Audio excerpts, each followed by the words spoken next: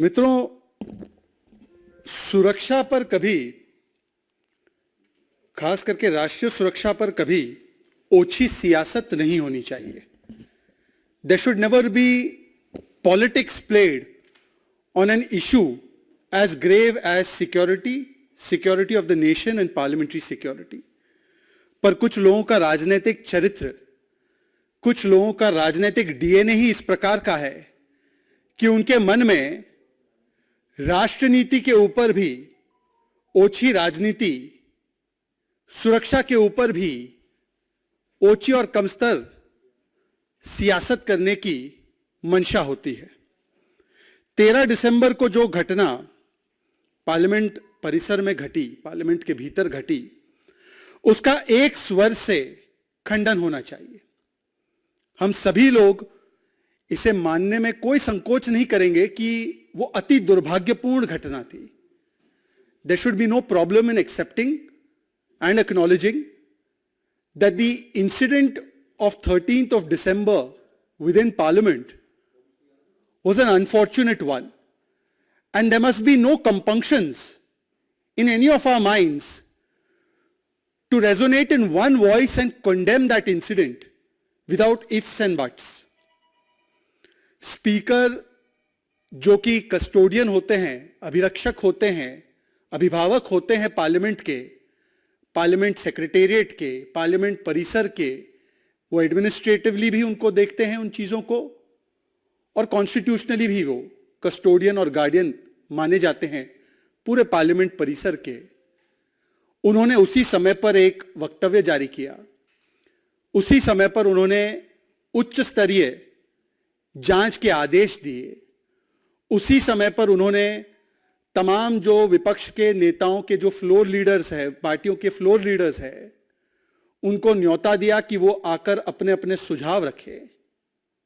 और उसी समय पर कार्रवाइयां शुरू हो गई. क्योंकि ये घटना जो हुई थी, ये पहले भी ऐसी घटनाएं हुई है. The speaker, who is the custodian, who is the guardian of the parliamentary secretariat, immediately issued a statement, immediately called for a high level inquiry, immediately invited floor leaders of the opposition parties for a discussion to avail their suggestions on this, because this is not a one-off incident. This has taken place in the past as well. पहले भी इस प्रकार की जब घटनाएं हुई तो ऐसी घटनाओं पर कभी ओछी सियासत नहीं की गई, कभी ऐसी घटनाओं पर राजनीति नहीं की गई. परंतु आज जो वक्तव्य राहुल गांधी का आया है, और मुझे उम्मीद है आप सभी लोगों ने देखा होगा, राहुल गांधी कांग्रेस पार्टी के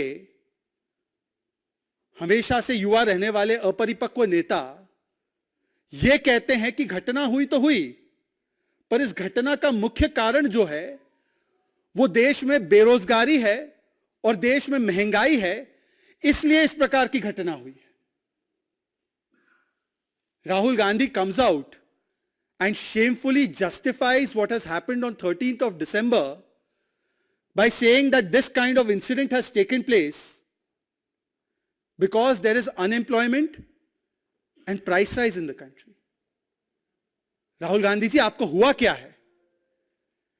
किस स्तर पर आप चले गए हैं? मतलब आप 3 चुनाव क्या हारे,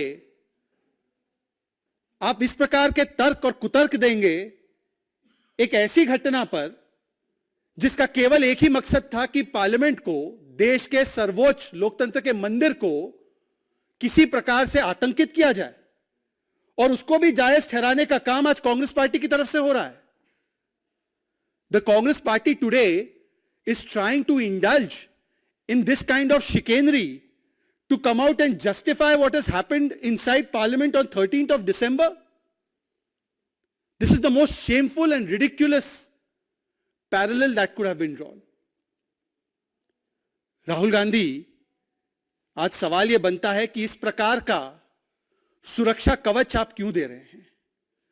Why is Rahul Gandhi giving this kind of सुरक्षा कवच to those who have indulged in this kind of action on 13th of December? यदि राहुल गांधी के इन कुतर्कों को स्वीकारा जाए वैसे, तो मैं राहुल गांधी से पूछना चाहता हूं 11 अप्रैल 1974, आप ही की परिवार की सरकार थी, 2 पिस्तौल लेकर, एक बम जैसी सामग्री लेकर कुछ लोग अंदर चले गए थे पार्लियामेंट की ही इसी पब्लिक गैलरी में। क्या आप मानते हैं, आप स्वीकारते हैं कि ये उस समय की सरकार की बेरोजगारी और महंगाई की वजह से वो चले गए थे? 26 जुलाई 1974, मतलब कुछ ही महीने बाद, एक व्यक्ति खंजर के साथ घुस जाता है पब्लिक गैलरी में। क्या राहुल गांधी स्वीकार रहे हैं कि उस समय की सरकार की जो बेरोजगारी और महंगाई की दर थी वो चरम पर थी, तो इसीलिए खंजर लेकर कोई घुस गया था? 26 नवंबर 1974, एक व्यक्ति एक्सप्लोजिव्स लेकर चला जाता है, खंजर लेकर घुस जाता है। 1984 में एक व्यक्ति विजिटर गैलरी में जाकर वहां से कूद पड़ता है, और उस समय की अगर आप प्रोसीडिंग्स देखेंगे, निशिकांत दुबे जी हमारे सांसद ने ये प्रोसीडिंग्स उसको ट्वीट भी किया है, तो उसमें केवल एक वार्निंग देकर, मात्र एक शाब्दिक वार्निंग देकर उस व्यक्ति को छोड़ दिया जाता है। 1994, 1994, ये सब उन्हीं की परिवार की सरकारें या उन्हीं के पार्टी के लोगों की सरकारें। 2 लोग पब्लिक गैलरी में हुड़दंग मचाते हैं। ऐसी घटनाओं की फहरिस्त बहुत लंबी है। 2004 से लेकर 14 के बीच में भी ऐसी कई सारी घटनाएं हैं जहां पर पार्लियामेंट के पब्लिक गैलरी में या पार्लियामेंट के भीतर इस प्रकार की सिक्योरिटी ब्रीच हुई। अब मैं राहुल गांधी आप ही के तर्कों को अपनाते हुए पूछना चाहता हूं आपसे कि क्या इन सारी घटनाओं के पीछे आपकी दादी मां की, आपके पिताजी की और सोनिया जी द्वारा संचालित मनमोहन सिंह जी की सरकार की महंगाई दर और बेरोजगारी दर थे? और आपके समय पर तो ये घटनाएं ज्यादा हुई। हालांकि मैं इस प्रकार से किसके समय पे कितनी घटनाएं हुई इसमें नहीं जाना चाहता था, परंतु यदि इस प्रकार का कुतर्क दिया जाएगा, if this is the justification which will be given for such kind of action that has taken place on 13th of December, then one must ask that the incidents that took place in 1974 3 times in 1 year, in 1984, in 1994, and between 2004 and 14, is that evidence of the high inflation and high unemployment rates in the country? क्या राहुल गांधी जी ये कहना चाह रहे हैं कि यदि किसी को लगे कि देश में बेरोजगारी है या उसको रोजगार नहीं मिल रहा है, तो उसको कैनिस्टर उठाकर पार्लियामेंट के भीतर घुस जाना चाहिए और वहां से उस कैनिस्टर स्मोक बॉम्ब को खोल देना चाहिए? क्या राहुल गांधी इस प्रकार की घटनाओं को बढ़ावा दे रहे हैं? क्या राहुल गांधी प्रोवोक करना चाह रहे हैं? Is Rahul Gandhi now down to inciting people and giving them ideas and suggestions that if you feel aggrieved about a particular political narrative, then you must also take a smoke bomb in your hand or a smoke canister in your hand and enter inside parliament? Is that the suggestion that Rahul Gandhi is giving? क्योंकि ये केवल राहुल गांधी नहीं कह रहे। अगर राहुल गांधी कहते तो चलिए मान लेते कि राहुल गांधी इस प्रकार के बयान देने में वो आगे रहते हैं। इस प्रकार के इमेच्योर, अपरिपक्व बयान राहुल गांधी का पॉलिटिक्स का हॉलमार्क है, यह स्वीकारा जा सकता था। परंतु एक पूरा तंत्र कांग्रेस पार्टी का खड़ा हो जाता है और ऐसे लोगों के कृत्यों को सुरक्षा कवच देता है। अधीर रंजन चौधरी, मेरे पास उनका बयान है, वो तो नेता है कांग्रेस पार्टी के लोकसभा में, वो कहते हैं कि यह बेरोजगारी की वजह से हुआ। संजय राउत इंडी अलायंस के मुख्य प्रवक्ताओं में से एक है, उद्धव सेना के नेता है, वरिष्ठ नेता है। भारत जोड़ो यात्रा में सबसे ज्यादा अलायंस पार्टनर्स में से कोई चला था राहुल गांधी के साथ, तो वही चले थे। वो कहते हैं कि मैं ऐसे लोगों को आतंकित करने वाले लोग नहीं मानता, ये तो भूले भटके हुए युवा है, कोट अनकोट उनका बयान है। कांग्रेस के एक और नेता है सज्जन सिंह वर्मा, मध्य प्रदेश के अभी चुनाव हुए हैं, वहां पर 5-6 बार वो चुनाव जीते हैं, विधानसभा के चुनाव लड़ते हैं, बड़े नेता है। कमलनाथ जी, दिग्विजय सिंह जी, उनके साथ ही उनका नाम गिना जाता है, वरिष्ठ नेता है। वो तो गजब ही बात करते हैं। वो कहते हैं, और उनका भी बयान है मेरे पास, मैं समय के अभाव के कारण वो बयान नहीं सुना रहा हूं आपको, पर आपको प्रोवाइड कर दूंगा। वो कहते हैं कि जिन सांसदों ने, और देखिए मैं भाजपा से हूं, पर मैं उन हर एक सांसदों का नमन करता हूं जिन्होंने उस समय पर उस इंट्रूडर को रोका, उस इंट्रूडर को पकड़ा। ऐसे सांसदों के ऊपर एफआईआर होनी चाहिए। यह सज्जन सिंह वर्मा का बयान है।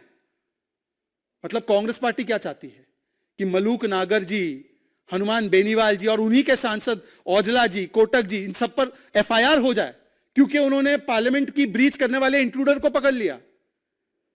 यह किस प्रकार से सुरक्षा कवच तैयार किया जा रहा है? और केवल कांग्रेस नहीं, पूरे इंडी गठबंधन और उनके जो कह सकते हैं एक पूरे इकोसिस्टम के द्वारा। क्या इसके कारण यह है कि जैसे ही इन परपिट्रेटर्स के तार, इन पार्लियामेंट सिक्योरिटी के ब्रीच करने वाले इंट्रूडर्स के तार, जैसे ही कांग्रेस पार्टी और कांग्रेस पार्टी समर्थित कुछ उग्रवादी रेडिकलाइज्ड वामपंथी संगठनों से जुड़ते जा रहे हैं, तो ठीक वैसे वैसे कांग्रेस पार्टी उनके बचाव में उतर आ रही है। मैं बड़े गंभीरता से सवाल पूछ रहा हूं। मैं आज राहुल गांधी से, कांग्रेस पार्टी से पूछना चाहता हूं कि क्या राहुल गांधी और कांग्रेस पार्टी और पूरा इंडिया अलायंस और उनका इकोसिस्टम इसलिए इन लोगों का बचाव कर रहा है क्योंकि अब मीडिया के माध्यम से, जो मीडिया, खोजी मीडिया अपनी इन्वेस्टिगेशंस करती है, उसके माध्यम से साफ होता जा रहा है कि जो लोग इस पूरे प्रकरण के मास्टरमाइंड्स थे, जो लोग इस पूरे प्रकरण के पीछे थे, उनके तार कांग्रेस पार्टी से जुड़ रहे हैं। किसी एक मीडिया चैनल में मैं देख रहा था कि एक महिला जो नीलम आजाद, यही शायद उनका नाम है, उन्होंने तो सीधे सीधे कांग्रेस पार्टी के लिए वोट मांगे। वीडियो अवेलेबल है उसका, मीडिया चैनल्स ने चलाया। वही नीलम आजाद कांग्रेस पार्टी की एक वरिष्ठ कार्यकर्ता के साथ दिखाई देती है और वो वरिष्ठ कार्यकर्ता कांग्रेस पार्टी के अधिकृत मंच पर कई बार दिखाई देती है। ललित झा, जो एक और मास्टरमाइंड पकड़ा गया है हाल ही में, उसकी भी कुछ तस्वीरें सामने आई हैं जिसमें कि कुछ टीएमसी के नेता हैं और कुछ कांग्रेस के नेता हैं, उनके साथ वो नजर आ रहा है। न केवल नजर आ रहा है, चलिए तस्वीर तो एक बात होती है, परंतु उनके साथ साथ वो उनके पार्टी के दफ्तर में और राजनीतिक गतिविधियों में शामिल है। और जिस प्रकार से इस पूरे मास्टरमाइंड को पॉलिटिकल डिफेंस देने का काम कांग्रेस पार्टी कर रही है, संजय राउत कर रहे हैं, इंडिया अलायंस कर रहा है, लीगल डिफेंस देने का काम भी कांग्रेस पार्टी प्रोवाइड कर रही है। असीम सरोड़े नाम के एक वकील है जो राहुल गांधी के साथ भारत जोड़ो यात्रा में चले थे, उन्होंने पेशकश की है कि मैं इन लोगों के लिए बचाव करूंगा।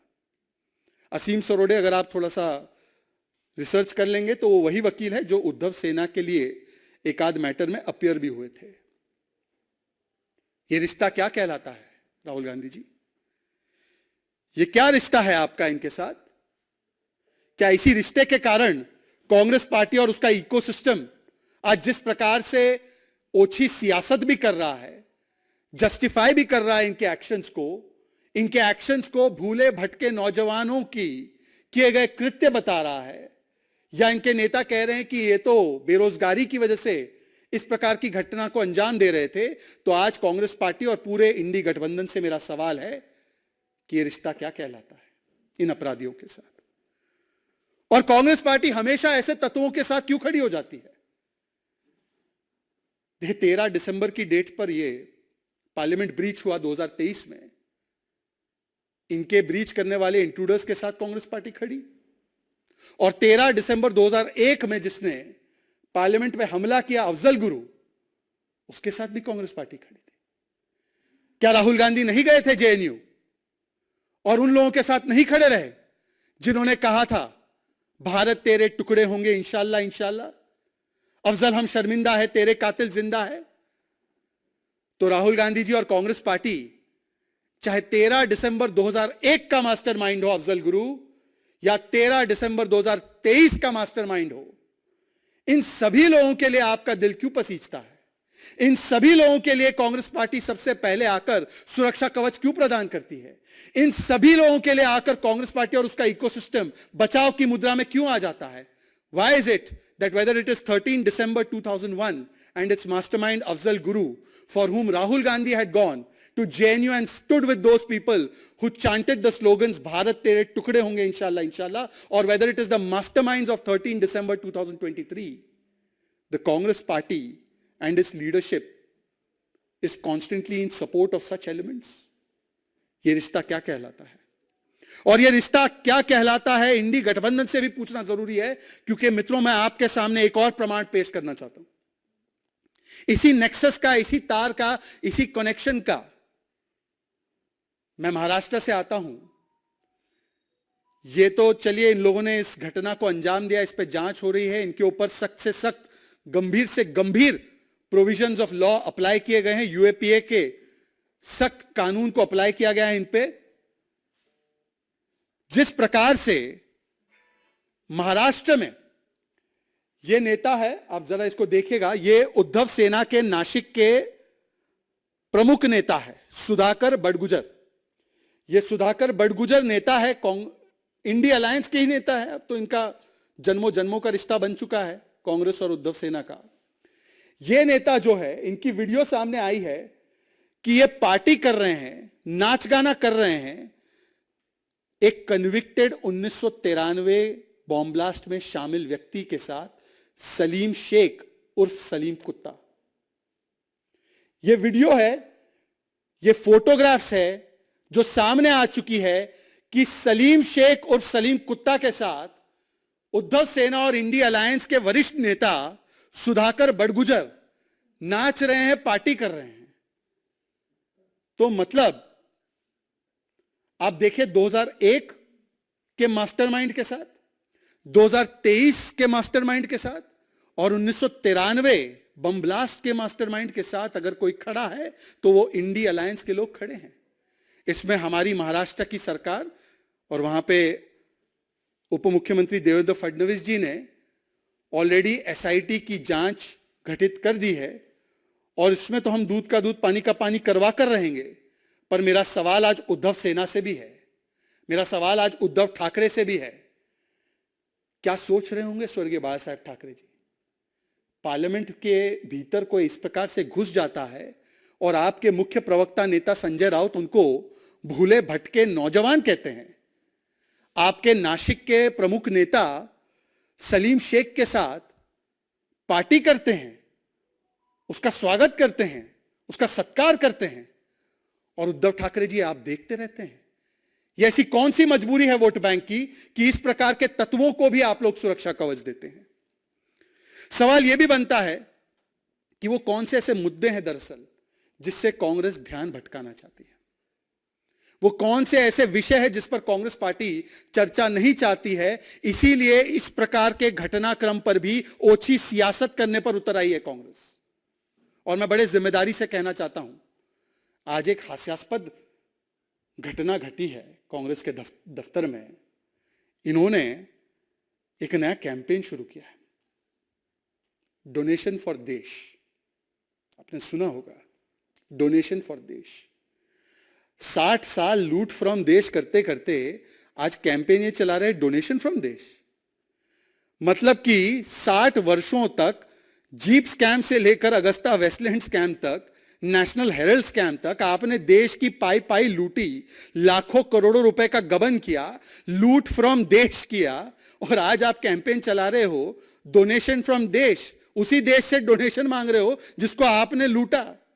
अरे मान्यवर, आपको डोनेशन चाहिए तो जरा आप थोड़ी सी नजर झारखंड कांग्रेस तक फैला दीजिए, वहां पर आपको 350 करोड़ रुपए का डोनेशन मिल सकता है। यह मेरा सुझाव है कांग्रेस के आला नेताओं से जिन्होंने प्रेस कॉन्फ्रेंस किया आज इस विषय पर। केसी वेणुगोपाल जी, आप थोड़ी सी नजर दौड़ाइए, आपके ज्यादा दूर नहीं है। एक धीरज साहू नाम का आपका सांसद है और सोचिए एक सांसद के पास यदि 350 करोड़ रुपए मिलते हैं, 6 दिन तक उसकी गिनती चलती है, 4-5 मशीनें गिनती की फूक जाती है, 10-10 कमरे कम पड़ जाते हैं, 80 से ज्यादा कर्मचारियों को 120 घंटा उसकी गिनती करनी पड़ती है और 200 थैलियां लग जाती है उसको समेटने के लिए। तो मान्यवर, आप 52 सांसद है आपके पास, गणित कर लीजिए। देश से काहे मांग रहे हैं? देश तो आपको वोट देने के भी मूड में नहीं है, नोट तो बाद में की बात है।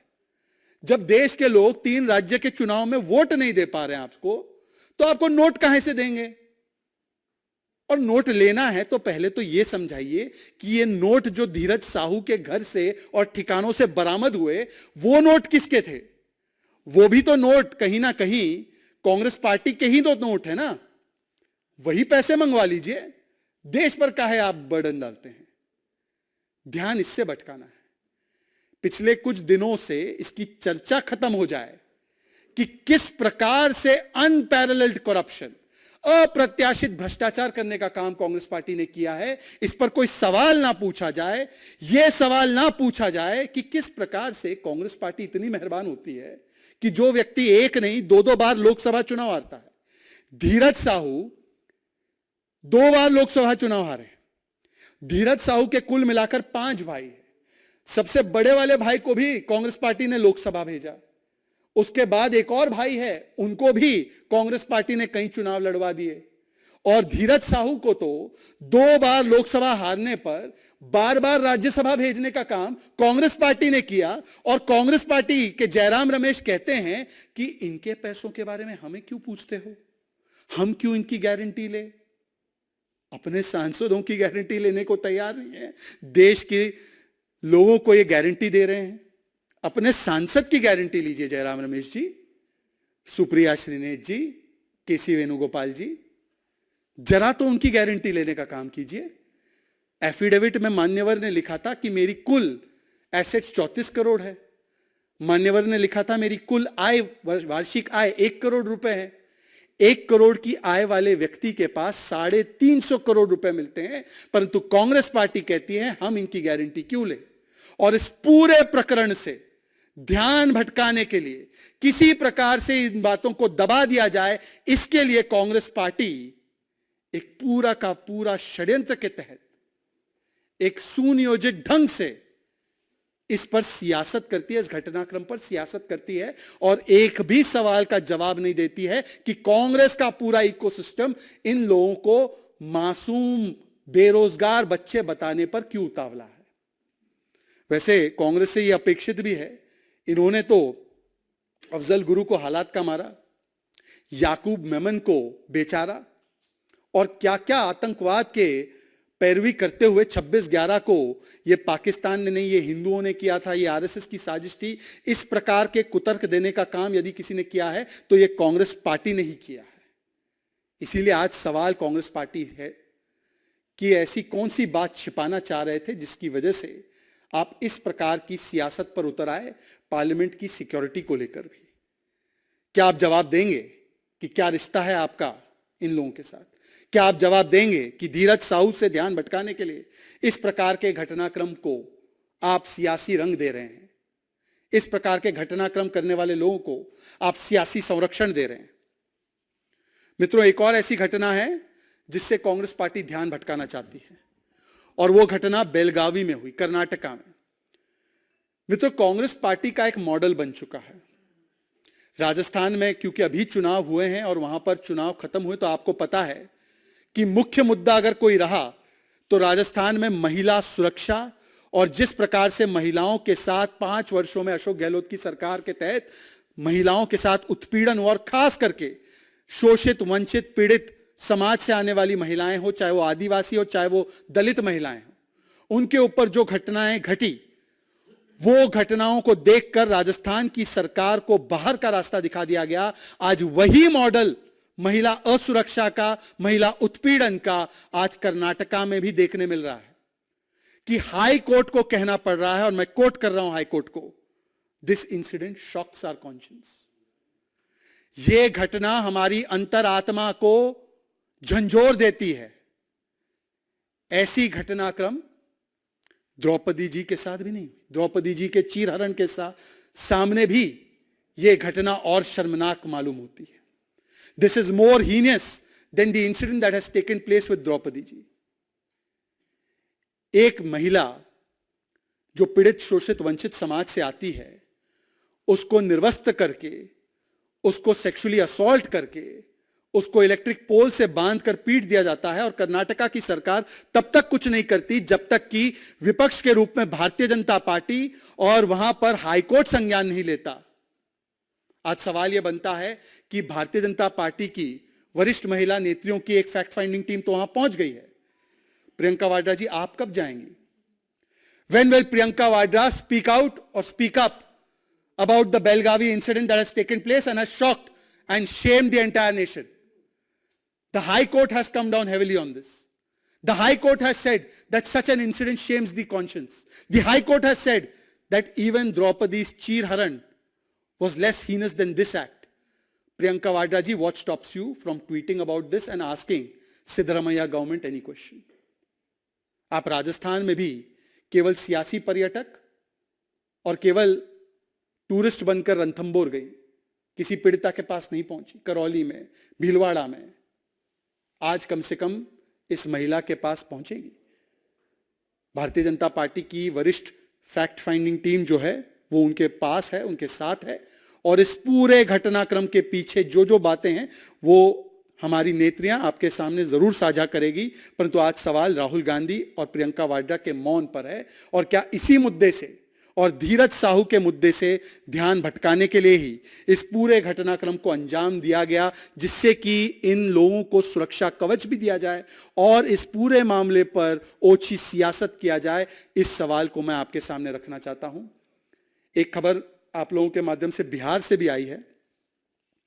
बीपीएससी के एग्जामिनेशन में जो मुझे बताया गया है, आप लोगों ने इसको अपने चैनल्स पर चलाया है, बड़ी मजेदार बात है कि 15 दिसंबर को आयोजित बीपीएससी के शिक्षक भर्ती परीक्षा, जो टीचर्स की रिक्रूटमेंट एग्जाम है, उसमें एक सवाल आता है कि इंडी अलायंस, INDI अलायंस के फुल फॉर्म को बताइए।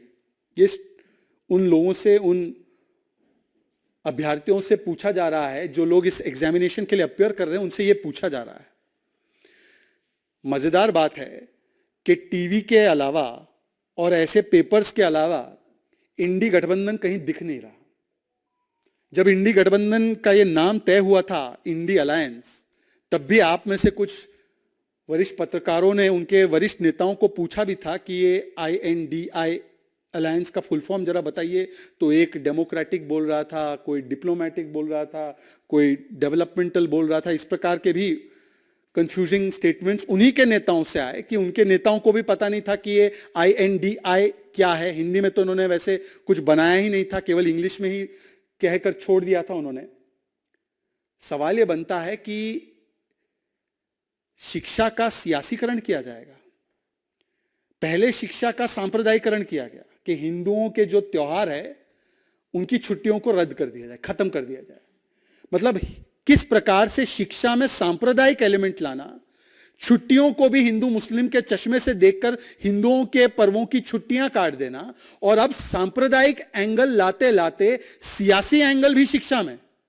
यह बिहार में चल क्या रहा है? ना कानून व्यवस्था ठीक से चल पा रही है नीतीश राज में, और शिक्षा व्यवस्था का भी क्या कहना। मुझे लगता है कि कम से कम अगर इंडी अलायंस को अपना फ्यूचर बनाना है या कुछ करना है, तो इस प्रकार के एग्जामिनेशन में सवाल डालने से बेहतर यह होगा कि यह बता दे कि इंडी अलायंस मिलेगा कब, और मिलेगा तो लोगो आएगा कि नहीं आएगा, और लोगो आए या ना आए तो लोगों के लिए क्या करना है वो नीति निर्धारित करेंगे या नहीं करेंगे। और नीति निर्धारित नहीं कर पा रहे हो तो कम से कम कोई नेता वेता तय कर पाओगे या नहीं कर पाओगे। क्योंकि अगर उत्तर से लेकर दक्षिण तक देखा जाए तो कहीं पर पंजाब में और दिल्ली में आम आदमी पार्टी और कांग्रेस पार्टी लड़ रहे हैं, बंगाल में तृणमूल कांग्रेस और लेफ्ट और कांग्रेस लड़ रही है, उत्तर प्रदेश में समाजवादी पार्टी और कांग्रेस पार्टी एक दूसरे को कभी चिरकुट कभी छुटवैया कहती है, तमिलनाडु की सरकार और कर्नाटका की सरकार है एक ही इंडी गोत्र की सरकार, परंतु एक दूसरे के खिलाफ पानी को लेकर लड़ रही है।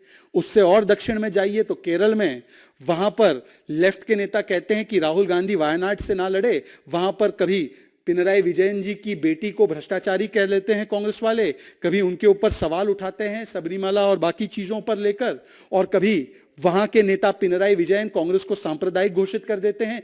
इस प्रकार का तो इनका अलायंस है, ना मिशन ना vision, only commission, only corruption, only division, only ambition and only disruption. इन मुद्दों के अलावा अगर और भी कोई मुद्दे हैं आपके सामने तो आप सवाल पूछ सकते हैं।